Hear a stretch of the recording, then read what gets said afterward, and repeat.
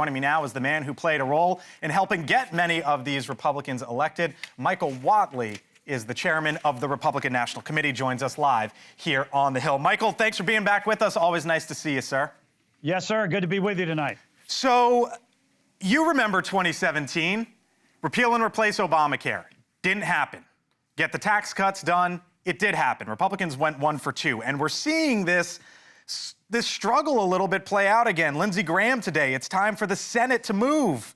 Mike Johnson, he has to understand the reality of the House. A 4-hour meeting today at the White House. There have been retreats in Miami, Mar-a-Lago, D.C., another one this weekend as well. I guess it's my way of saying, Michael, at this point in time, why aren't Republicans seemingly on the same page? Well, look, there is a lot of urgency in these discussions. I think we understand that it is going to be a very big process that we're going to be moving forward with both the House and the Senate. But the president ran on a very clear agenda, and both the House and the Senate have their majorities today because the president ran on that agenda. And so he has a vision. He has a plan. Obviously, the details are going to be worked out by Congress, by the Senate, and those conversations are taking place right now. But understand, the American people have a sense of urgency. President Trump has a sense of urgency, and it is going to be very critical for everybody to meet that urgency and move forward for the American people. All right, so you know where this is headed, Michael, but for our audience here on News Nation or those listening to us on SiriusXM, there's going to be a lot of these conservative Republicans who say, wait a minute, we got to cut spending no matter what happens. For example, here is Chip Roy the other day. He said, it's being reported I'm not at the so-called Republican retreat in Florida. I'm not. I'm in Texas. And he goes on to say, rather than spending $2,000 to hear more excuses. And then there was a vote in the House the other day involving the Nutria Act. Nutria is a rodent. And Tim Burchett, there were 56 Republicans who voted against this, saying, wait a minute, why are we spending money on this? Here was what Congressman Burchett said on Morning in America. I'll get your reaction on the other side. Because we're lazy. We don't read the bills. Our leadership is lazy, and they pass this garbage on. It should have never even been on the floor. And of course, the old guard will tell you $60 million, Tim. That's nothing. This is a boondoggle. So what happens, Michael, if some of these conservative Republicans say nope? I hear you say it's a big process. President Trump was the one elected, but what if they push back? Yeah, President Trump's agenda is very clear, right? It is restore the southern border, rebuild our economy, keep America safe, and make sure that we're strong internationally.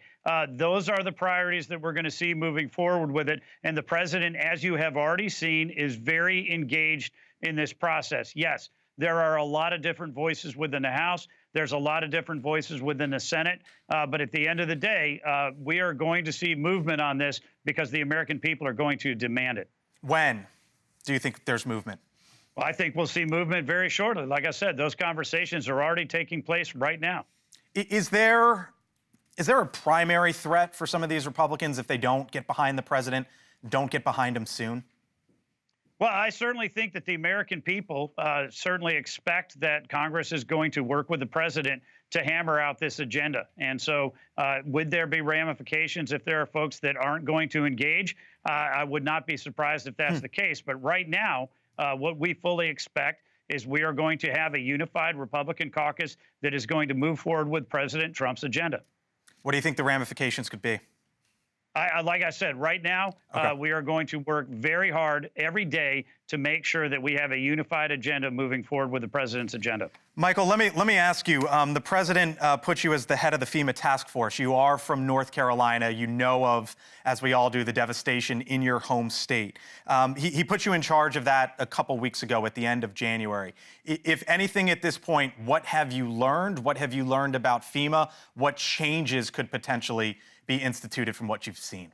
Yeah, a quick clarification. The president has actually not named the FEMA task force yet. But look, the president went to North Carolina and to California as his first trip because he promised during his campaign in North Carolina that he is not going to forget the people of Western North Carolina. We were there almost exactly 4 months after the storm And what we saw were houses that are still uninhabitable. We saw debris that was outside. We saw a recovery that has been stagnant because we had a Democratic president, Democratic governor that did not move relief into Western North Carolina. Now, the people of North Carolina and California are tough. They're strong. They're resilient. The president is not going to forget them. He is going to be moving forward with relief packages. One of the key things that he believes is very important is reforming FEMA. So we would expect that we're going to see movement on that shortly. So just to clarify, what is your involvement? Right now, the president has asked me to help with a recovery effort in Western North Carolina. I'll do anything that he needs me to do. Michael Whatley, got to leave it there. Always appreciate the time, sir. Michael Whatley is the chair of the Republican National Committee, back with us here on the Hill. Thank you, sir.